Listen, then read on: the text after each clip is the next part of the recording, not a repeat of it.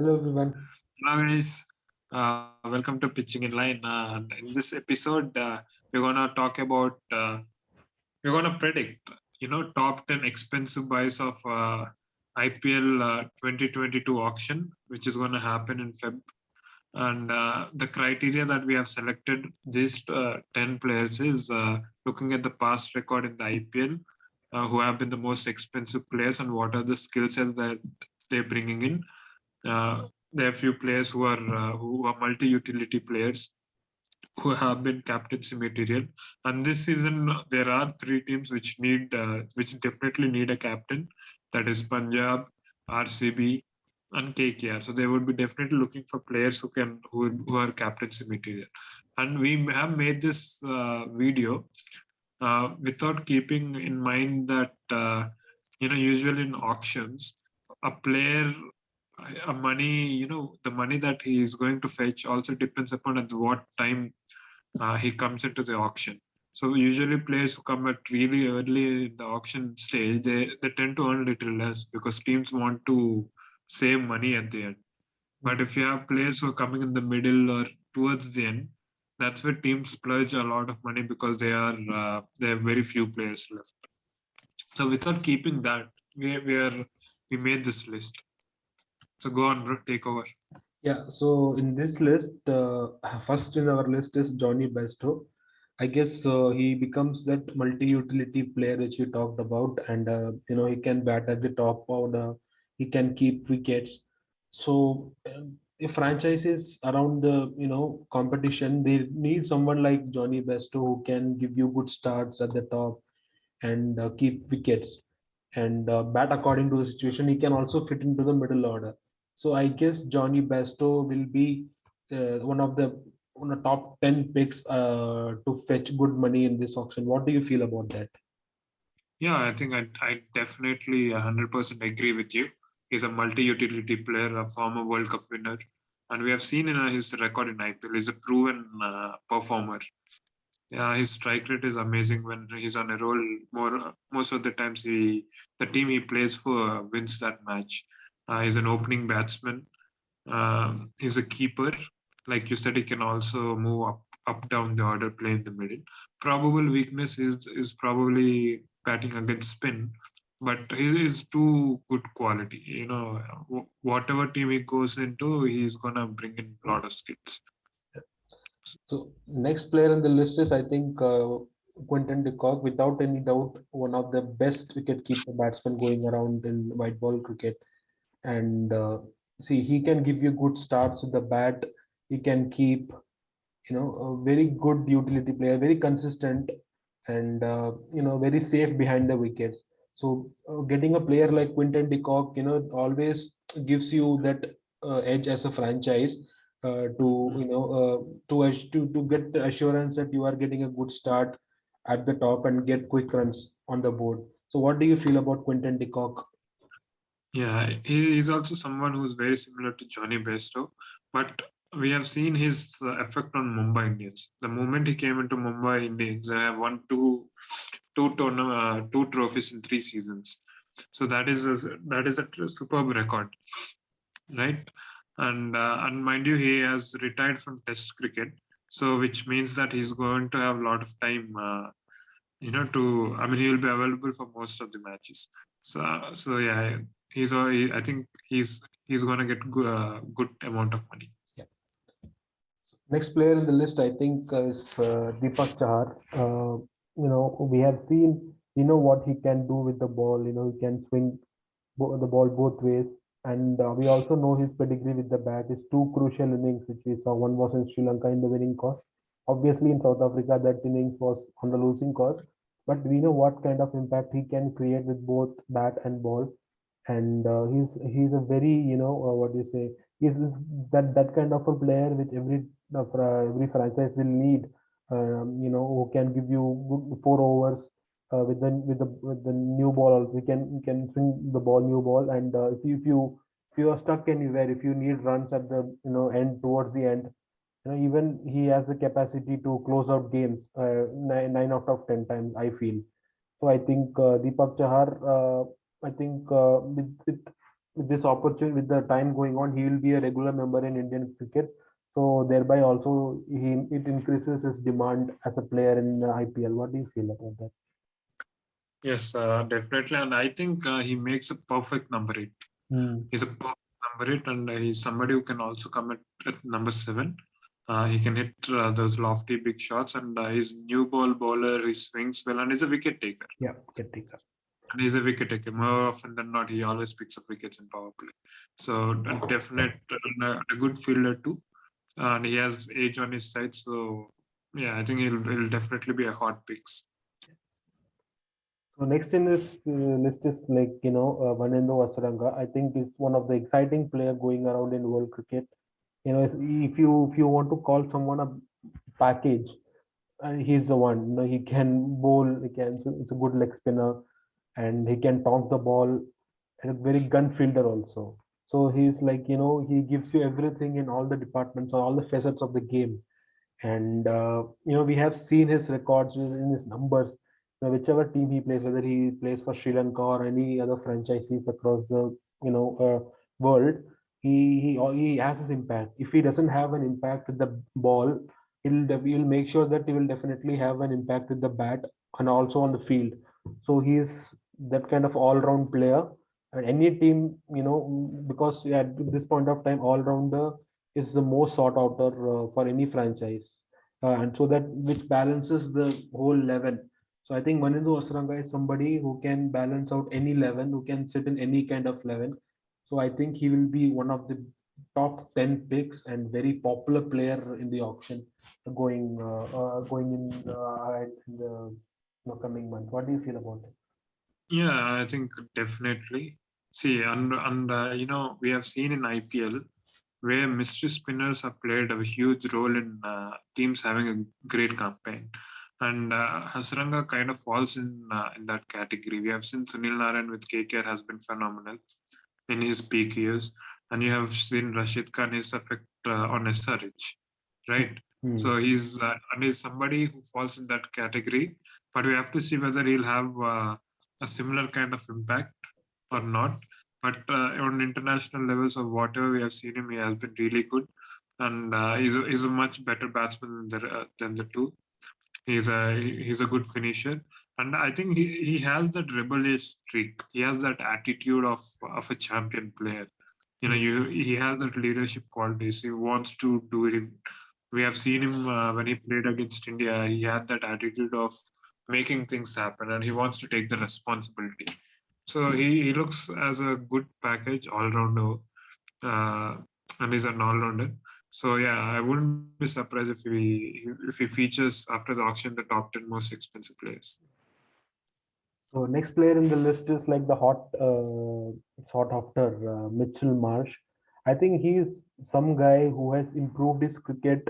From if you say in the past 1 or 2 years, I think it won't be a wrong thing, because earlier in his career he had his issues with fair share of injuries.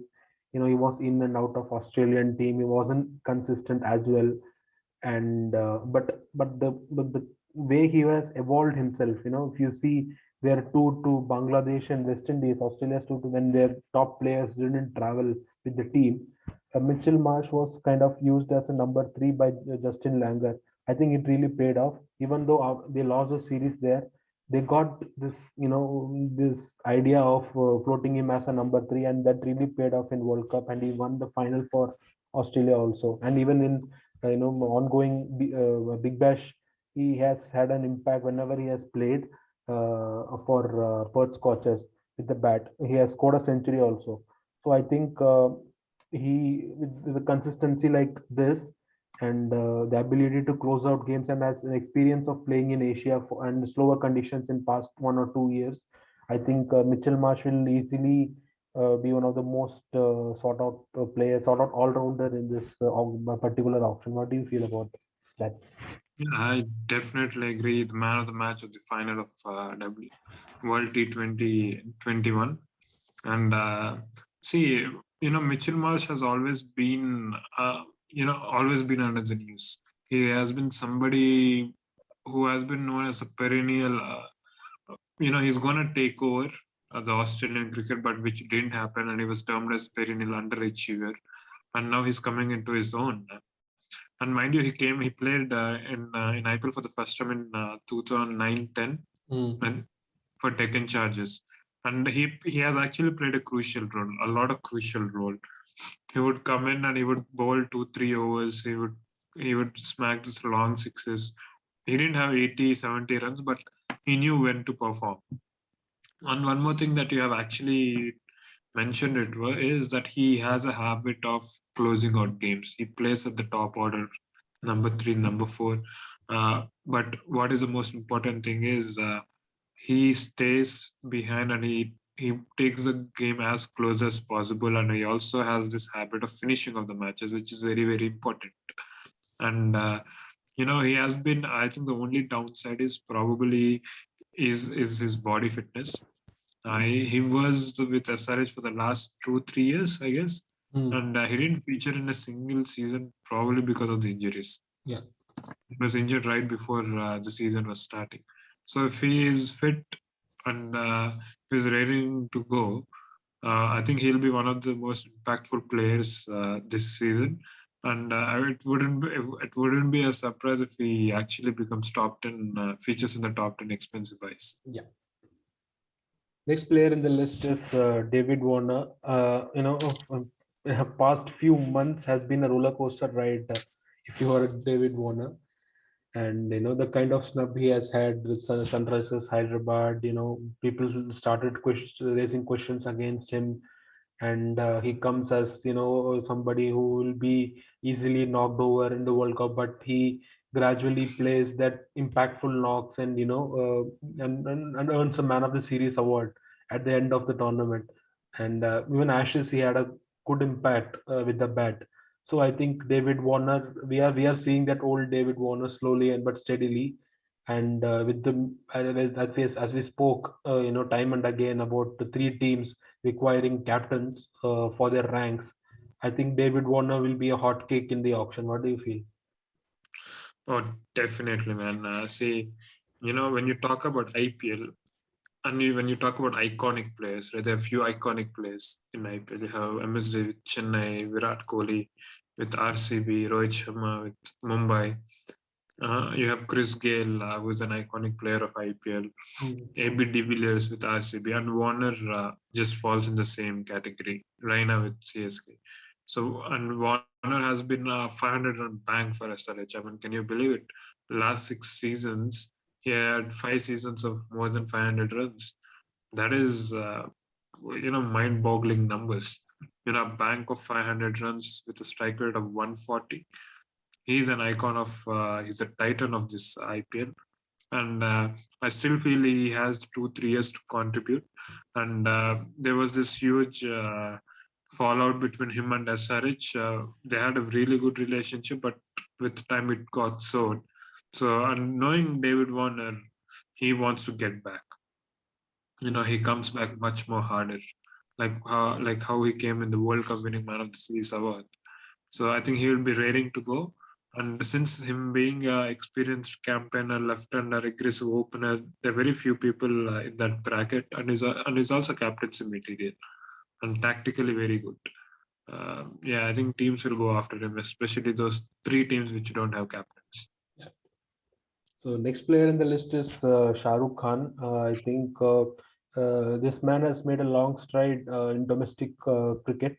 He has won finals of both. No, I won't say both, but he has had an impact in both the finals of whether it's Syed Mushtaq Ali or Vijay Hazare.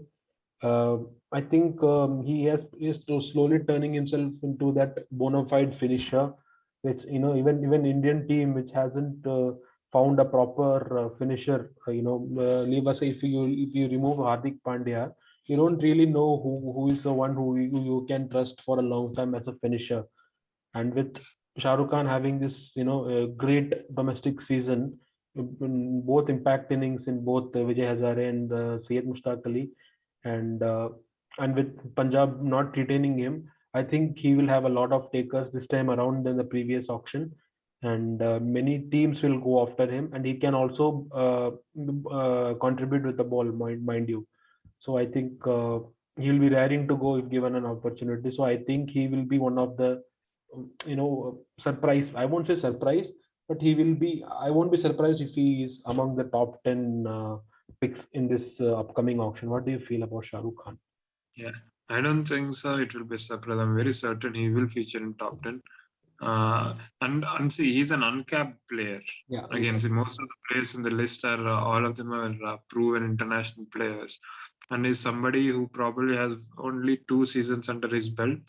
He didn't get enough chances with Punjab, but mind you, this kid has the potential. He can play. He's a finisher. He's a big hitter. He can bowl. So when you have players giving these kind of skill set itself, many teams will go after him. And him being an Indian, Mhm. in with Indians, you don't get this kind of category players much. Yeah. There's Hardik Pandya and there's Venkatesh Iyer, but he plays at the top of the order. You have Shivam Dubey, Yes. who has kind of blew hot and cold. But this guy is a genuine finisher. He's a genuine finisher. Uh, so definitely, I think he's someone that IPL teams has to look for. Not only IPL, but I think if it does well, it will augur well for the Indian team as well. True. So I think next player is Shreyas Iyer. Shreyas Iyer is someone who has been doing really well as far as IPL is concerned, and owing to his, he wanted to do, take on that captaincy role. So he apparently moved out of Delhi Capitals so that he can find a team where he can lead that particular franchise. So, and of course, with this, as we spoke earlier, three franchises who are looking out for the captain, and he's an Indian player, and he's slowly becoming the regular member in Indian cricket team also. So I think all these Mm. augurs really well for Shreyas Iyer as a player. I think it will be a good bidding battle in the auction, and especially by those three teams who are desperately seeking a captain in their ranks. What do you feel? Yeah, I mean, I wouldn't suggest those 3 teams. I think all the teams will go after him. He's a captaincy material, definitely captaincy material, and he's a premium Indian batsman. Yeah, I mean, how many are there? How many are left in the auction of premium Indian players who play regularly for India? yeah, And he has proven his worth playing for Delhi Capitals correct. for the last 4 years as a captain, as a batsman, contributing at a very crucial number 3, number 4 slots. And I think at IPL stage, I think is a very good batsman. There'll be takers for him all the way, and he's very young. He's only 27. He's 27, 28, and you could probably see him. You can see somebody who's ready-made captain. You Hmm. can make him as a captain, and you know you have the advantages of having Indian captain, right? You that kind of helps you in balancing the team. And even if he's not the captain, if he goes into team like something like CSK or Mumbai or SRH, you know, eventually you have players like MSD, Rohit Sharma, they're going to retire. So where you can see him as next in line to That's take true. over. So yeah, I think he'll definitely. There is no doubt he'll definitely feature in top 10. Yeah. I think next one is Ishaan Kishan. I personally was surprised that Ishaan Kishan didn't, get picked in the drafts by either by Lucknow or Ahmedabad. So which I think opens up for Ishaan Kishan in the auction. Definitely he will be in huge demand. Again, an all-round cricketer, a batter who can keep wickets, who can, adjust at any batting positions. He can open if you want, and he can bat in the middle order, as we saw in Mumbai Indians. Very young, on the ranks for Indian team also.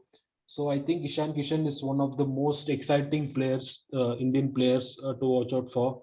Uh, I think a player like him who has really improved his white ball game in past a couple of years. I think Ishan Kishan. I think if he is no, I will not top 10. If he is one of the top five picks in this auction, I definitely won't complain about that because he will deserve all the penny he will be getting in that particular auction. What do you feel about that? Yeah, I can definitely tell one thing for sure is he will be the hottest buy. Hmm. He'll be that one player where all the teams will go after him.